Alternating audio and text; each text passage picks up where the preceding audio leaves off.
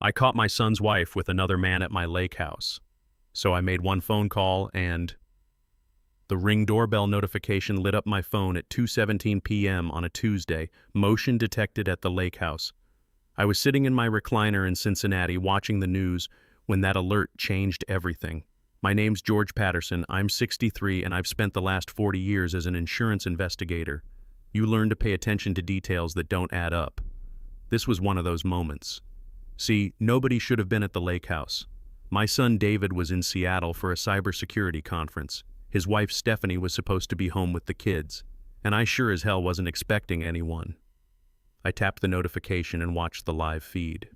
There was a black Mercedes in my driveway that I'd never seen before. I switched to the recorded footage from 20 minutes earlier. What I saw made my coffee go cold. Stephanie got out of her white Lexus, walked to the side door, and let herself in. 5 minutes later, a man I didn't recognize pulled up in that Mercedes. Tall guy, maybe 40, wearing an expensive suit. He walked right up to the door like he owned the place. Stephanie let him in with a smile that looked way too familiar for a stranger. My hands were shaking as I rewound the footage. This was my lake house, the place where my late wife Martha and I spent every summer for 35 years, where David learned to fish, where my grandkids Chloe and Noah built sandcastles last month, and now my daughter-in-law was using it for God knows what with some random man. I called David's number, straight to voicemail. Right, he was giving a presentation at the conference. I tried Stephanie's phone. No answer. That's when I knew something was seriously wrong. The smart thing would have been to drive up there and confront them. That's what my gut was telling me to do. But 40 years investigating insurance fraud teaches you something important. Evidence first, emotions second. Whatever was happening at my lake house, I needed proof before I did anything stupid. I opened my laptop and logged into the Ring account. Started downloading every piece of footage from the past month. What I found made me sick to my stomach. This wasn't their first time. The same Mercedes had been there 6 different days over the past 2 months. Always when David was traveling. Always with Stephanie letting this guy in like it was perfectly normal. I sat there for an hour, going through the footage frame by frame. There was one clip that nearly made me throw the laptop across the room. From 3 weeks ago. Stephanie and this man on my back deck drinking wine, his arm around her waist. She was laughing at something he said. The same laugh she gave David at family dinners. The same laugh I'd been hearing for 8 years, thinking she actually loved my son. You know what really got to me? They were drinking from the wine glasses Martha and I bought on our 30th anniversary trip to Napa, the glasses we saved for special occasions. This woman was sharing intimate moments with her lover using my dead wife's precious things. My phone rang. David calling from Seattle. Hey Dad, sorry I missed your call. Conference is crazy busy. How's everything going out there? Good, good. Stephanie said she might take the kids up to the lake house this weekend. Get them out of the city for a bit. The kids. She was planning to bring my grandchildren to her little love nest. I felt rage building up inside me that I hadn't felt since Martha died. But I kept my voice steady. That sounds nice, I managed to say. How's Stephanie doing? She's great. Working hard at the marketing firm, taking care of the kids. I'm lucky to have her, you know? Sometimes I feel bad about all the traveling I do for work, but she never complains, says she understands it's for our future. Lucky. My son thought he was lucky to be married to a cheating thief who was violating our family sanctuary, and she was playing the supportive wife card while stealing from him behind his back. I wanted to tell him everything right then, but I knew better. David would want to believe there was some innocent explanation. He'd probably defend her. No, I needed to be smart about this. After I hung up, I made a decision that would change everything. I called Scott Rodriguez, a private investigator I'd worked with during my insurance days. Scott was thorough, discreet, and expensive, but this was worth every penny. George, how's retirement treating you? Not great, Scott. I need your help with something personal. I sent him the Ring footage and the Mercedes license plate number. Asked him to find out everything he could about the owner. Scott had connections at the DMV, access to databases I couldn't touch anymore. Within an hour, he had preliminary information. The car's registered to Kevin Morrison, 42, lives in Upper Arlington, financial advisor at Morrison and Associates downtown. Married, 2 kids. You want me to dig deeper? Everything you can find. I don't care what it costs. Scott called me back 3 hours later with information that made my blood pressure spike. Kevin Morrison wasn't just any financial advisor. He was married to Amanda Morrison, a pediatric nurse at Children's Hospital. They'd been married 16 years, had 2 teenage kids. The guy had everything to lose, just like David did. But that wasn't the worst part. George, I ran some preliminary checks on your daughter-in-law's finances. You're going to want to sit down for this. Over the past 8 months, Stephanie had been making regular transfers from her and David's joint account to a cryptocurrency wallet. Small amounts at first, a few hundred here and there, but over the past year the amounts had increased. $2,000, $3,000, $5,000, always in cash withdrawals or crypto purchases. Always when David was traveling for work. The total was over $35,000. Can you prove where the crypto went? Still working on that, but I have a pretty good idea. Kevin Morrison's been having some financial problems. His firm's under investigation for mishandling client funds. Looks like he needed a cash infusion fast. So not only was my daughter-in-law cheating on my son, she was stealing his money to bail out her boyfriend. The betrayal had layers I hadn't even imagined. I spent the next week putting together a case file that would make any prosecutor jealous. Ring footage showing the affair timeline, bank records proving the theft, background checks on Kevin Morrison showing his desperate financial situation, screenshots from Stephanie's Instagram showing girls' nights that lined up perfectly with her lakehouse visits with Kevin. Let me tell you something about investigating people. Social media tells you everything if you know how to look. Stephanie's Facebook check-ins showed her at restaurants in Columbus on nights she told David she was home with the kids. Her Venmo transactions showed payments to babysitters during times she claimed to be having quiet nights in. The woman had created an entire false life, and she'd documented every lie online. But I needed one more piece of information before I made my move. I needed to know about Kevin's wife. I found Amanda Morrison's LinkedIn profile. She was a pediatric nurse at Children's Hospital, 16 years of marriage, 2 kids in high school. Her Facebook page was full of family photos, soccer games, vacation trips, anniversary dinners. She looked happy. She had no idea her husband was destroying 2 families at once. That's when Scott found something that changed everything. George, you need to see this. I've been tracking Kevin Morrison's credit card statements. The guy's been using the same hotel for months. The Marriott downtown, always the same room type, always charged to his business account. But here's the kicker. The dates match up perfectly with your ring footage. Scott had hotel receipts going back 10 months. Every Tuesday and Thursday when David was traveling, Kevin Morrison booked room 412 at the downtown Marriott. And Stephanie's phone GPS data, which Scott somehow accessed through her marketing firm's company phone plan, showed her at that exact location on those same dates. They weren't just using your lakehouse, Scott explained. That was their weekend getaway spot. The hotel was for their regular weekday meetings. I felt sick. This wasn't some impulsive affair that got out of hand. This was a systematic, ongoing relationship with its own routines and patterns. They had been living like a married couple for almost a year while their actual spouses worked to support their families. The worst part? The hotel bills were being charged to Kevin's business account as client entertainment. The man was writing off his affair as a tax deduction. But Scott wasn't finished. There's more, George.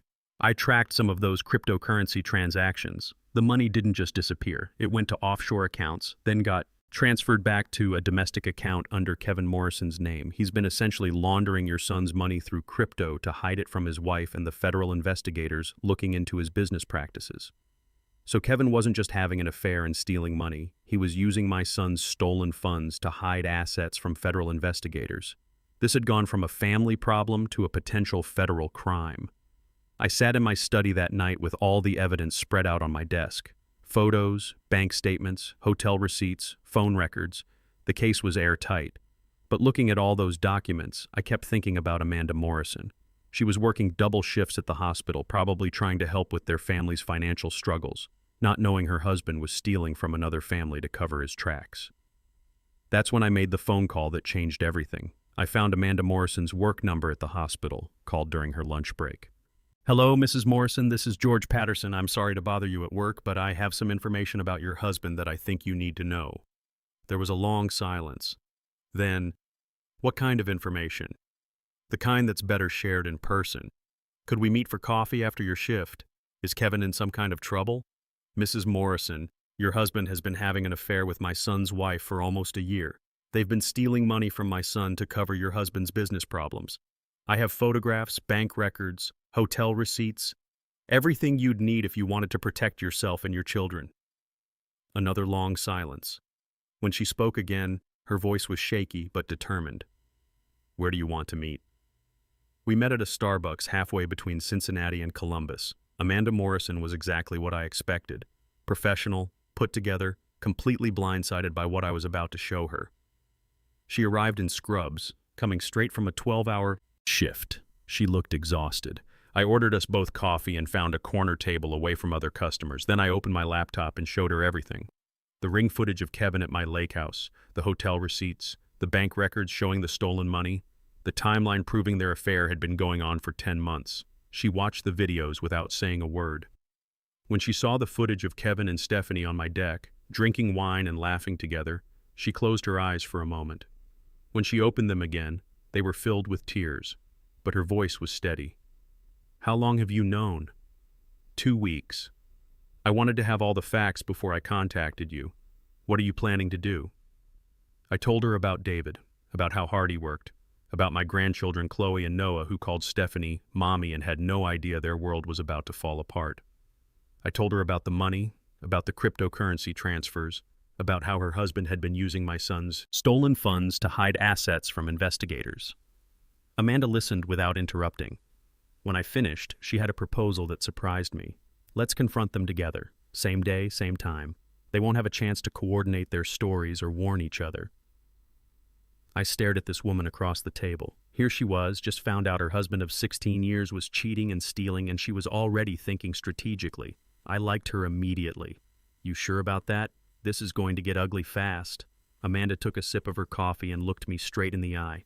"Mr. Patterson, I've been a pediatric nurse for 20 years. I've seen families torn apart by worse things than this. The only way to protect our children is to make sure Kevin and Stephanie can't spin this into some romantic story about finding true love. We need them caught red-handed with no way to deny what they've done."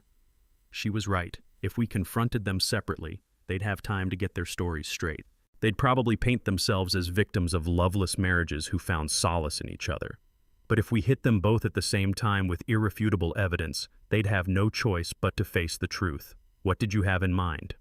"Next Sunday. I'll confront Kevin at home after church. You handle Stephanie and David together. We coordinate the timing so neither of them can warn the other." We exchanged phone numbers and planned out every detail. Amanda would tell Kevin she knew about the affair and the money laundering at exactly 2 p.m. I would show David the evidence at the same time. We'd both record the conversations on our phones for the divorce proceedings. But Amanda had one more surprise for me. "There's something else you should know about Kevin. He's not just stealing from your son. I've been wondering why our mortgage payments kept going up, why money was always tight, even though Kevin claimed his business was doing well. Last week I found some documents he tried to hide. He's been taking cash advances on our house to cover his business debts. We're about to lose everything." So Kevin Morrison wasn't just a cheating husband and thief. He was a desperate man whose whole life was falling apart. That made him dangerous. Desperate people do stupid things when they're cornered. I spent the next week making sure everything was perfect. I met with Rebecca Clark, the best family law attorney in Ohio. Rebecca had handled my estate planning when Martha died, so she knew our family situation. When I showed her the evidence Scott had compiled, her eyes lit up. "George, this is a family lawyer's dream case. The affair is one thing, but the financial fraud gives David enormous leverage. In Ohio, dissipation of marital assets is taken very seriously by judges. Stephanie won't just lose custody, she'll be lucky if she gets supervised visitation." Rebecca explained the legal strategy in detail. We'd file for divorce immediately after the confrontation. The cryptocurrency theft would be treated as dissipation of marital assets, meaning Stephanie would have to pay back every penny with interest. The evidence of her affair would support David's claim for primary custody. And if the federal investigation into Kevin's business practices led to criminal charges, Stephanie could be charged as an accessory for helping him launder money. "What about the grandchildren?" I asked. "I want to make sure I can still see Chloe and Noah regularly. With this evidence, we can probably get grandparent visitation rights written into the custody agreement, especially since you're the one who discovered the fraud and protected the family's assets." That Sunday morning, I woke up at 5 a.m. Couldn't sleep anyway. I made coffee, reviewed all the evidence one more time, and called David. "Hey, Dad, what's up? It's pretty early. Sorry, couldn't sleep. I was thinking about coming over for lunch today. Maybe we could fire up the grill, let the kids play in the backyard." "That sounds great. Stephanie's been stressed about work lately, so a family day might be just what we need." Stressed about work. She was probably worried about getting caught. Or maybe Kevin had told her about the federal investigation and she was panicking about her role in the money laundering scheme. I arrived at David and Stephanie's house at 11 a.m. Stephanie answered the door with her usual fake smile, but something was different. She looked tired, nervous, dark circles under her eyes like she hadn't been sleeping well. "George, come in, come in. David's in the backyard with the kids." I hugged my grandchildren and watched them play for a while. Chloe was teaching Noah how to do cartwheels. They were laughing, completely innocent, having no idea their world was about to change forever. That's what kept me focused. These kids deserved better than a mother who would steal from their father and bring her lover into their lives. At 1:45 p.m., I got a text from Amanda. "Morrison, in position, ready when you are." I walked back inside and found David and Stephanie in the kitchen. They were discussing dinner plans, looking like a normal married couple. The sight of Stephanie acting like a loving wife while knowing what she'd been doing behind David's back made my stomach turn. "David, Stephanie, I need to talk to you both about something important." They looked at each other, then back at me. Stephanie's face went pale. "Is everything okay, Dad? Let's sit down in the living room." We walked into their living room and sat down. David and Stephanie on the couch, me in the chair across from them. I pulled out my tablet and set it on the coffee table. 2 weeks ago, I got a ring notification from the lakehouse. Someone was there who shouldn't have been. I opened the video app and pressed play on the first clip. Stephanie's white Lexus pulling into my driveway, followed 5 minutes later by Kevin Morrison's black Mercedes. Stephanie's face went white as a sheet. She started to speak, but I held up my hand. "Let me finish." I showed them clip after clip. 2 months of evidence. The pattern was undeniable. Every time David traveled for work, Stephanie took her boyfriend to our family sanctuary. The look on David's face was heartbreaking. I watched my son's world crumble in real time. When the videos finished, David's hands were shaking. He looked at Stephanie like he'd never seen her before. "How long?" he whispered. Before Stephanie could answer, I pulled out the bank statements. "That's not all, son." I spread the bank statements across the coffee table. Every cryptocurrency transfer, every suspicious transaction highlighted in yellow. $35,000 of David's money, transferred systematically over 8 months while he worked 60-hour weeks to provide for his family. "Stephanie, do you want to explain any of this?" She finally found her voice, but it came out as a whisper. "I can explain everything. It's not what you think." David was staring at the numbers, adding them up in his head.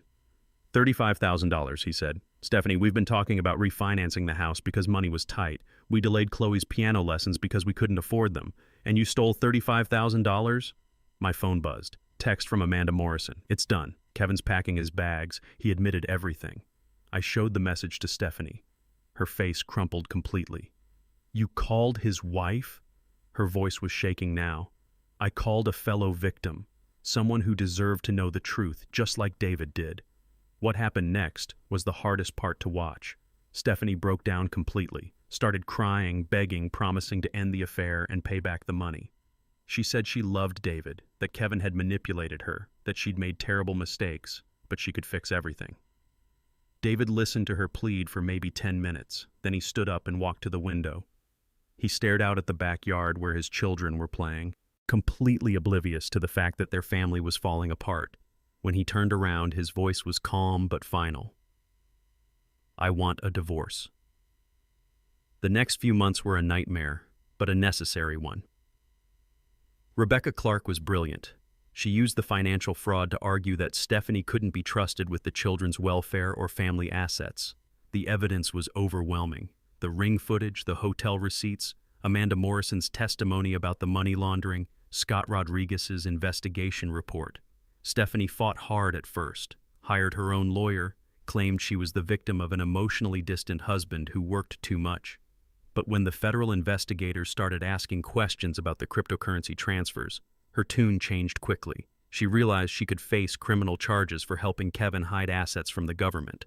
In the end, David was awarded primary custody of Chloe and Noah. Stephanie got supervised visitation every other weekend. The property settlement was heavily in David's favor, accounting for the stolen cryptocurrency plus interest and legal fees. She had to liquidate her retirement account to pay back what she'd stolen. As for Kevin Morrison, his life completely imploded. The federal investigation led to criminal charges for mishandling client funds. He lost his financial advisor license, his business collapsed, and Amanda divorced him within 6 months. Last I heard, he was working at a car dealership in Dayton, living in a studio apartment, and paying alimony to Amanda while owing thousands in legal fees. But here's what made it all worthwhile. 8 months later, I was back at the lake house with David and the kids. We were fishing off the dock, just like David and I used to do when he was their age. Chloe caught a bass that was almost as big as she was. Noah spent the afternoon skipping stones and collecting interesting rocks. "Grandpa, can we cook the fish for dinner?" Chloe asked. "Absolutely. Your dad and I will clean them, and you can help us cook them on the grill." David was sitting next to me on the dock, watching his kids play. He looked tired, but peaceful. The divorce had been hard on him, but he was rebuilding his life. "Dad," he said as we were cleaning the fish later, "thank you for handling it the way you did. For getting all the evidence first instead of just flying off the handle like I probably would have." "That's what fathers do," I told him. "We protect our children, even when they're grown up with children of their own. I keep thinking about what would have happened if you hadn't caught them. She probably would have kept stealing until there was nothing left. And the kids..." He shook his head. "They would have grown up thinking that lying and cheating were normal. That's the part that still keeps me up sometimes. Not the betrayal or the stolen money, but thinking about how close Chloe and Noah came to growing up in a home where deception was normal, where they would have learned that promises don't mean anything, that family loyalty is optional." David's doing well now. He started dating again recently, a woman named Sarah who works in his company's HR department. She's kind, honest, treats my grandchildren like they matter. When David brought her to the lake house last month, I watched how she helped Chloe with her fishing rod and listened patiently to Noah's endless stories about superheroes. "She's good for you," I told David that evening. "Yeah, she is. It's nice being with someone who doesn't have any hidden agendas." A few weeks ago, I got a letter from Amanda Morrison. She'd remarried too, to a doctor she met at the hospital. She wanted to thank me again for that phone call, for giving her the information she needed to protect herself and her teenagers. "I know it must have been hard to make that call," she wrote, "but you saved my family's financial future. If Kevin had continued stealing and hiding money, we would have lost everything. Now, my kids can still go to college, and I have a chance at real happiness with someone who respects me." One phone call. That's all it took to save 2 families from people who would have destroyed us. Not to Stephanie, not to Kevin, but to someone who deserved to know the truth just as much as David did. The lake house is peaceful again. The Ring doorbell still sends me notifications, but now they're just delivery trucks and the occasional deer wandering through the yard.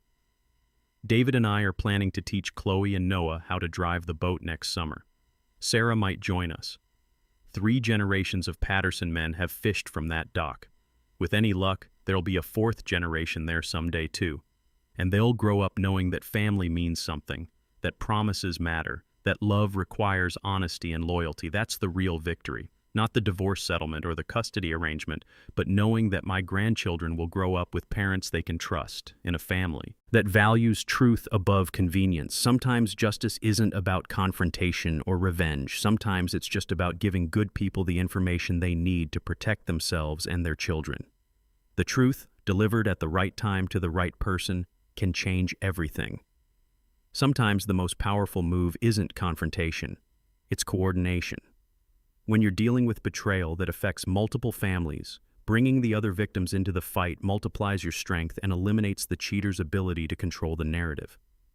Technology gave me the evidence, experience gave me the strategy, but wisdom taught me the most important lesson. Protect the innocent first, seek justice second. My grandchildren's future mattered more than my anger, and that's what guided every decision I made.